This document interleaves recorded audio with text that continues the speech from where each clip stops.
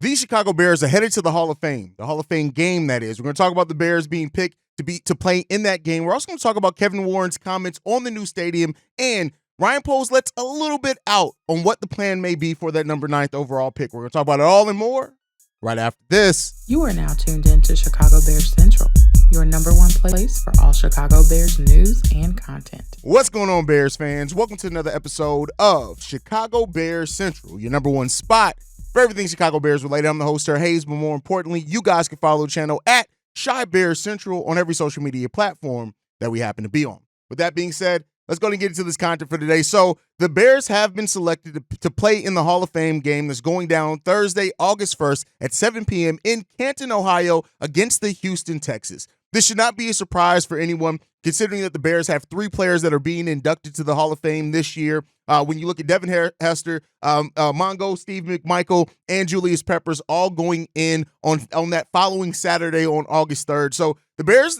we're going to get to take a look at the Bears' new look offense and new quarterback right at the start of the preseason opening up. So this should be a fun game to watch. A lot of people are going to be trying to take away a lot of that. Now, typically starters don't play in the Hall of Fame game. So you may not see that, but I know a lot of people are going to be hoping and wishing that the Bears, even if it's a single series, that they do something so that we can really take a look at what that offense is going to look like. Now, outside of that, even if the starters are not playing, you're still going to get to look at what kind of the structure of Shane Waldron's offense is for those Bears fans that just didn't watch a lot of Seattle Seahawks games. So I think that's going to be exciting for a lot of people that we get to look at our Bears that early in the process. And we'll see what it ends up turning out to. But let me know your guys' thoughts down below. How excited are you over the fact that the Chicago Bears are playing in the Hall of Fame game to start off the preseason next year? Let me know all that down below. But let's go ahead and get into the topics for today. So Ryan Poles and the Bears do have plans for the upcoming QB Pro Days, right? So they will be attending the North Carolina Pro Day. Ryan Poles will not be there, right? So they will be taking a look at Drake May. They're basically going to be sending a contingent down to take a look at every single quarterback's Pro Day, even Daniels with that. So, make no mistake about it, right? I've talked about it before. The fact that Jaden Daniels, the fact that Drake May, are there, and some people have even kind of started that rumbling that the Bears could trade down and take one of those guys. I think the fact that Ryan Poles isn't going to be there could signal a lot of what the Bears' plans kind of are. And that just is what it is when it comes down to it, right? The Bears are going to do their due diligence. And that's something that they've done in every single draft. They look at all the options and they want to make sure that they have every bit of the information, even though they have their decision probably already made. So I know some people are going to take and hold on to that and hope that, hey, they're going to North Carolina's Pro Day. What does that mean for Drake May? I saw a rumor come out earlier today that it was like, oh, well, if Caleb Williams pulls at Eli Manning, the Bears are ready to take Drake May there. Listen, I think it's all but written in just about stone. Now, that doesn't mean that everybody has to agree with it or like it. That's not what this has come down to. But the Bears seem to have their decision made. And I do think that, they're taking this opportunity to have informal meetings with players, get those medicals, things like that. But at the end of the day, it seems like the Bears are set up and in a place where they have their decision made on what they're going to do with that number 1 overall pick. And it seems like that's going to be Caleb Williams. Now, could Ryan Poles throw a swerve? There's a potential of that always, right? You can't say nothing's a 0% chance until it does or does not happen. But I think ultimately when it comes down to it, what we've seen, if you've been paying attention to what this team's been saying, how their movements and what those things indicate is that Caleb Williams is going to be the pick for the Chicago Bears there. And that just is what it is. Like I said, I know there's a lot of Bears fans that really do not agree with that don't like that that's the route that the Bears are going. And, we'll see what turns out of that. Like I've said before, it comes down to making the right decision. It is what it is there, man. So we'll see what happens with it. We'll see, what happens. The Bears right now, officially, they could technically decide, they could send in their pick right now on who's going to be that pick for the Chicago Bears. So, we'll see what happens there. And we'll be monitored. We'll be live for the draft. We'll have a breakdown and everything. But I think everybody kind of realizes what the next thing is. That doesn't mean that I've seen a lot of people say, well, why is all of a sudden everybody on board with Caleb Williams? I don't think that it's about anybody being necessarily on board for Caleb Williams. Everybody's not on board, but they realize, hey, this is where the signs are pointing to. This is what everything seems to be going. And now we're going to get into a place where we're going to see what happens for that. And, whatever comes of that will come of that.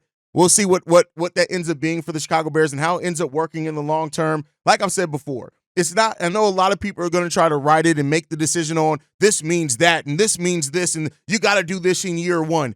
And I'm going to tell it, and like I said it in the comments to somebody else, we've seen Hall of Fame quarterbacks not have a first season like CJ Stroud. All these Bears fans that are saying, oh, well, if he doesn't have a first season like CJ Stroud, it means that it was a waste. No, it doesn't. Does it mean that it could be a disappointing first season per your expectations? Absolutely. But don't act like every quarterback that has made an impact and been great over the course of their NFL career had an amazing season in year one. I understand why everybody has those expectations. Like I say to you guys on most of these shows, understandings and agreements are two very different things. I don't agree with having that mindset, but I understand, especially considering the hype around this guy and what the Bears gave up and how they've changed their team, why that happens. The team right now that Caleb Williams is walking into is going, or anybody's walking into, is going to be one of the better situations in rosters that a first overall pick has ever walked into, just period. And so I think that, those expectations that a lot of Bears fans have with that, I get why they're there, right? Because this team is in so much more of a better place than what it was when we went to Justin Fields. And Ryan Poles basically echoed that, right? When he talked yesterday, talking about the fact that, in Justin's rookie year, he had this. And then, when I first came in here the year after that, I had to kind of clear the deck, which delayed us adding the necessary weapons. Ryan Poles understands that that the Bears, between him and the previous staff, they failed Justin Fields. And they're trying to get this right. Talking about that timeline, that this gets to extend, and they're trying to get it right over this timeline. Now Ryan Poles, because it's his timeline that he has set, he has no excuse not to get this right. And so you have to develop, you have to put the weapons around, and you have to build a team that's a playoff team, regardless of whatever happens.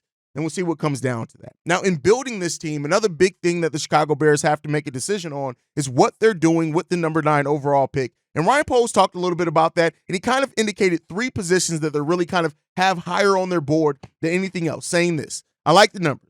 I talked about it when I first got here, but we have different tiers on our draft board. I like the numbers in terms of the talented players that can get to number 9. We're going to do some cool things when we get back to Hallis Hall, kind of break into teams. One team is going to talk about the tackle position. Is it the best to go after? The wide receivers that's best, the defensive ends that are best, and use the factual information to kind of spit that out. And we'll have a debate in terms of what's more impactful for our football team, short term and long term. I'm looking forward to that. So the 3 key positions that the Chicago Bears are looking at with the number 9 overall pick are the ones that we've basically been talking about here. You're looking at a wide receiver. You're looking at tackles. You're looking at defensive ends, right? Now, one thing that wasn't said on there was tight ends, right? And that's a player that we know that the Bears absolutely went to Brock Bowers' pro day and actually have a top 30 meeting set up with him. I don't know about the pro day thing, but have a top 30 meeting set up with him. But when you look at the players that could be there around number 9, you got players at every one of those positions. You got Joe Alt, who could fall to number 9. You got Dallas Turner, who could fall to number 9. You got Romo Dunze, who could fall to number 9. So those players all kind of align with those positions that he mentioned, all align with players that absolutely could fall there for the Chicago Bears. And so it's a major thing that he even said and spoke about those positions specifically, because that is letting you know where their mindset is. They are evaluating those positions first. So tight end, cornerbacks, that may not be something they're looking there at number 9, even though there are some really good ones that they can get there at that number 9 position. That probably means if those players are off the board, they're going to trade down. And so I get it. And like I've been telling you guys for a while now, the Bears don't have that decision made yet. Him saying basically that they're going to go into their war rooms to each kind of group to talk and look at those positions and then all come together and weigh what's best for the future of the team. That's really what you have to look at when you look at it. A tackle. If you do get a tackle in this draft, you're adding another, and especially if it's because it'll be probably Joe Alt there, right? Olu Fashanu, I think if he's there, you kind of can trade down and get him. But if you look at that tackle position at number 9, if Joe Alt's there, you're adding a player that could be generational at his position after adding Darnell Wright last season, who was one of the best rookie offensive linemen that we've seen in years. And so if you do that, you have shored up those 2 tackle positions for the foreseeable future with Tevin Jenkins, who reportedly there's some interest and the Bears may be looking to extend Tevin Jenkins, and we'll see what happens with that. He needs to stay healthy. But you then have those pillars on your offensive line. You got your 2 tackles. You got your guard in Tevin Jenkins, who also can move up and down, right? You still need to find your long-term starting center, which the Bears have not done yet. And you got to see if Nate Davis is really going to be able to stay healthy and bring some things. And you got some depth there, right? You brought in Ryan Bates, who's depth at both those positions. You got Coleman Shelton there, who also can play center and other positions. So that right there makes a lot of sense for the Bears to have tackle on one of the positions that they're looking at. Then you look at wide receiver. Yes, we've shored up that wide receiver. We're going to have more talent right now in that wide receiver room at those two wide receivers than we probably have ever had with DJ Moore and Keenan Allen. You went out and got that vet in Keenan Allen. You got DJ Moore in the trade for the number 1 overall pick last year. You now have an opportunity because Keenan Allen is a little bit long in the tooth. You don't have him locked up to an extension yet. DJ Moore has 2 years left on his deal. You have the opportunity to add a Malik Neighbors or Rome Odunze there as the next young upcoming wide receiver there who can spend a year or two learning behind those two guys if one of them decide to move on, or if they stay. You now have probably the deepest wide receiver room that we have seen in Chicago Bears history, period. And that is going to go a long way, especially with your rookie quarterback coming in to help develop this team. Then you look at the edge position. We know that with Matt Eberflus's system, the 3-tech is technically more important than edge, especially when you already have one amazing edge in Montez Sweat. But it's definitely a position of need because then you can use DeMarcus Walker as a player that can play on the inside and outside while you're developing Javon Dexter, hopefully as that 3-tech of the future for the Chicago Bears. And so that kind of adds and alleviates that pressure for Javon Dexter to develop like right away. You still want him to do that if he can. And you add that flexibility piece in Walker now where he can kind of come in with Eric Washington, who likes to rotate pieces in and out on that defensive line. He can be that flex piece that can play in for you, that can play interior defensive lineman for you. Add that to Javon Dexter, Andrew Billings. I think that's a nice rotation there if you go out and get a Dallas Turner. Now, Jared Verse is another another defensive end in this draft that a lot of people really like for the Chicago Bears, but most mocks have him going between 12 and 15. So if that's the direction that the Bears could go at number 9 and the other players are off the board, the Bears very well could trade down. A lot of this also plays into, do the Arizona Cardinals trade down? Because there are rumors that teams are going to want that number 4 overall pick to draft J.J. McCarthy, number 4 overall. If they move down from that, that's going to push one of those players, whether it be a Malik Neighbors, whether it be a Rome Odunze, whether it be a Joe Alt, whether it be a Dallas Turner. One of those guys are going to be there at number 9 for the Chicago Bears, especially if that trade happens. They could be there regardless, even if it doesn't. So that's something that the Bears also have to look at in depth as they're going forward into this evaluation of what to do with the number 9 overall pick. So we're going to see that decision also made for the Chicago Bears over this time. So it's a lot to go into. And I know, like I've said before, Bears fans were really looking and kind of been trained by this front office to always consider the trade down, get the most draft picks. But it comes down to how they evaluate that talent at number 9 and in that tier list that they've talked about. Is that tier list, is there so much separation between that tier list that they have and the players that can come after those at similar positions that the Bears go ahead and make that move to hold on to their number 9 overall pick and just draft the best talent available there at the position, of course, of need that they weigh what's the most important for the team in the present and the future. So a lot of those things make sense. I love just the mindset behind it because we have a front office, even though everybody doesn't always agree with their moves, we have a front office that very much so is looking at the big picture. And we haven't always had that in Chicago. We've had a lot of people at that position that Ryan Poles is at that kind of make the right now move, or they make quick kind of moves to fill holes that don't always end up working out in the long run. Ryan Poles has a vision for this team, and he's trying to complete that vision. And he deserves the opportunity too. And we'll see where it all shakes out for the Chicago Bears, where it's all said and done. But I like the mindset that this evaluation team, that this front office goes into, where everything's on the table and they don't eliminate anything, they don't eliminate any avenue too early on. They really try to spend their time to review every single thing and opportunity for them and what that could mean for the city and the team in the long run. So I like that.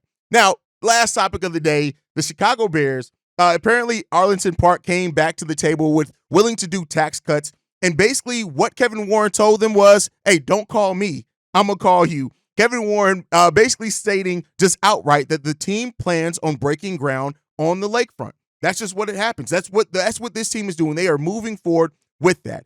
They are focused on the laser front, and he said that it has momentum, going so far as to say that renders and visuals will be there for fans sooner rather than later. So as it seems like right now, that they are looking to put shovel to ground on the lakefront, and that Arlington Heights has now been moved to the back burner.